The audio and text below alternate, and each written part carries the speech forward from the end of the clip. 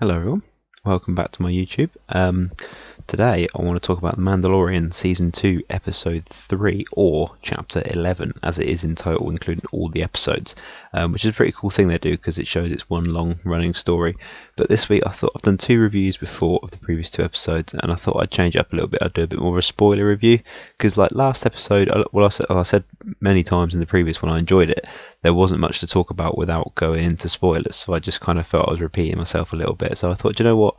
If people are watching this, they definitely watch the episode if they care enough to watch a review of it. No one's going to watch a review and decide whether to watch it. Like if you're gonna watch The Mandalorian, you're gonna watch The Mandalorian. So I just thought I'd do a spoiler review, so then we can just talk about what really happens in the episode. So if you haven't watched it, this is your official spoiler warning. I don't know why you'd be watching this if you hadn't, but yeah. So spoilers, spoilers, spoilers, spoilers. I've made copious notes. I watched it twice. Just be prepared. So. We're carrying on the story from the previous episode, which I like. They didn't just say the frog lady got back safely; she's part of the story still. And at the beginning of the episode, I really enjoyed the rocky landing they had coming in, and then after it lands and then falls in the water, I thought that was great. I like the Mon Calamari guy in his fisherman sweater as well. I thought that was cool. And I really loved the bit with the frog lady meeting her husband. I don't know if that's her actual name, but we'll go with it. It's like Baby Yoda's not his name, but we call him it anyway. I really enjoyed that whole bit. I thought it was a really nice little touching moment of her and her. I guess he's a husband or a partner or whatever frog people have, and their babies as well, the ones that hadn't been eaten by Baby Yoda. God, this is quite liberating to talk about spoilers. It's quite nice. And then we see Sasha Banks from WWE as a character. We to this point we didn't know who she'd be playing. There was speculation she'd be playing Sabine Wren from Star Wars Rebels, who is Mandalorian herself, or I think some people thought she'd be Ahsoka, which is a bit weird because I can't see that. But yeah, there was some great Baby Yoda moments in this episode. I enjoyed him with his bowl of chowder in the restaurant, particularly when the little squid thing jumped on his face, and then Mando had to just kind of cut it off, kind of thing. And I was literally watching it because I'm a big Baby Yoda guy. I don't care what people say. I was just sitting there when they squirted the chowder in the bowl, and I was thinking, please pick up the spoon because that would just be really, really cute, and it was. So yeah, it's but yeah, so. So Mando's looking for more of his people so he can get the baby back to his people through the Jedi, and he gets himself in a trap as he often does, and then he's rescued by Bo-Katan and a couple of other Mandalorians, which if you're a fan of the Clone Wars, well, I think we knew this was coming, but it's still really cool to see because Bo-Katan is played by Katie Sackhoff, who is a great actor I'm a big fan of. And she was the voice of Bo-Katan in the Clone Wars cartoon, and she is pretty much spot on to how she looked in the cartoon as well when she plays her in live action.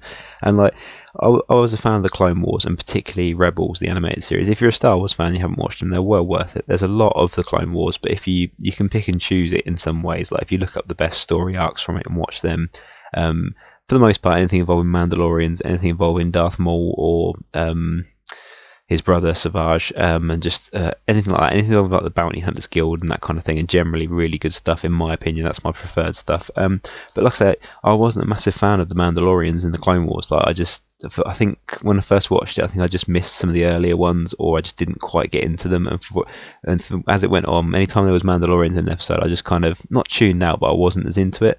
But then Rebels kind of won me over with that sort of thing. So it is cool to see, and it's nice to see how the armor is really spot on in the Mandalorian as well. Like the in live action looks exactly the same as it did in the cartoon. And this was like watching a live action version of the Clone Wars in some ways. It was really cool.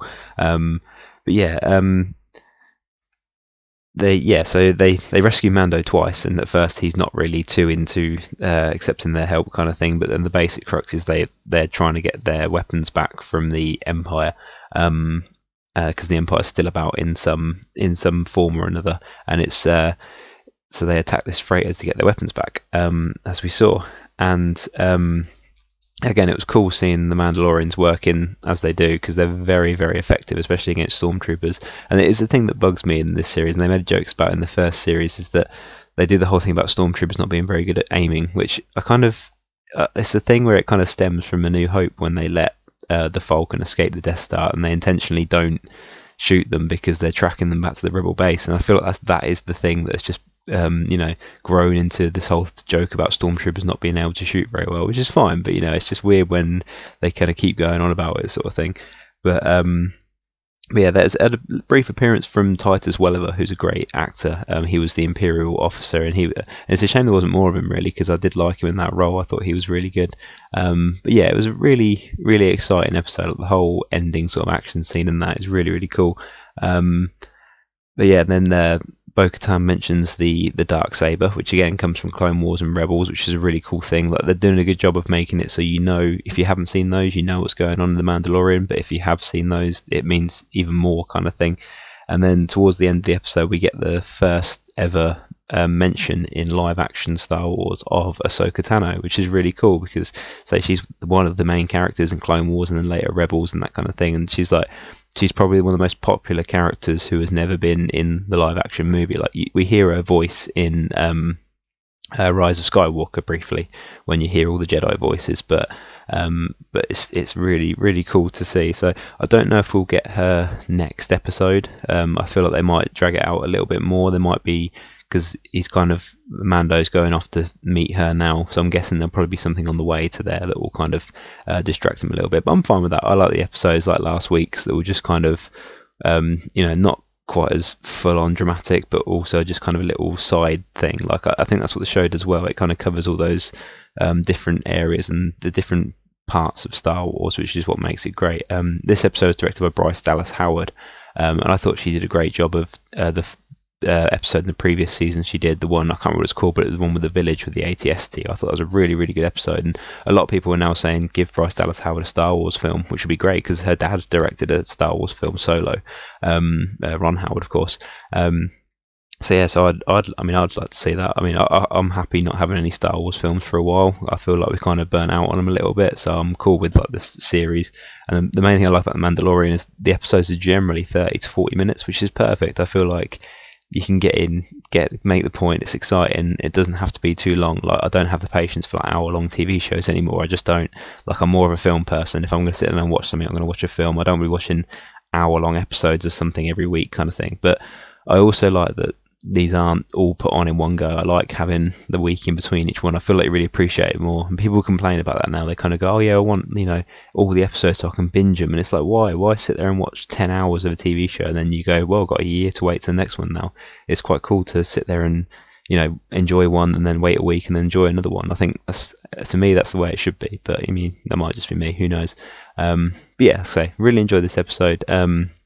It's still really cool seeing Mandalorians in live action, but what I was thinking is it's kind of weird now that he's looking for Mandalorians, and in the previous series as well there was a lot of Mandalorians and they're absolutely everywhere. Like, they're supposed to be this hidden kind of race that died out during the Clone Wars sort of thing, and now, like, they were never mentioned in the original trilogy. Like, Boba Fett having Mandalorian armor was just like a little thing you knew if you were like a proper Star Wars fan. You're like, oh, Boba Fett's armor, it's called Mandalorian armor. What does that even mean? And then later on, Jango Fett. I think they mentioned Mandalore in the prequels. I'm not 100% sure. I can't remember. I've not watched them in a long time. But it was more of a thing for, Clone Wars fans and stuff like that. You knew about Mandalore and that sort of thing. But so they never mentioned the original trilogy. I don't even think the word even existed originally. And then it's definitely not in the sequel trilogy. So where were they that whole time? They're really good at hiding. And it's hard to know, is Mandalore even still a thing? Because they mentioned in this episode they want to take back Mandalore, and it's like, why has that never been mentioned until now? Like, it's an odd one, but yeah, again, those aren't complaints. It's just an interesting observation in what kind of kind of makes you think where everything is in the galaxy as well, and that kind of thing. Anyway, this has gone on for a long time, but yeah, I thought it was another really good episode. I really enjoyed it. I love this series, and I think it's great. And it's made me kind of really get into Star Wars again, which is really cool. But yeah, anyway, thanks for watching. That was my spoiler review of Season 2, Episode 3, The Heiress. I didn't say the name of the episode. That is what it's called. Thank you very much. See you soon.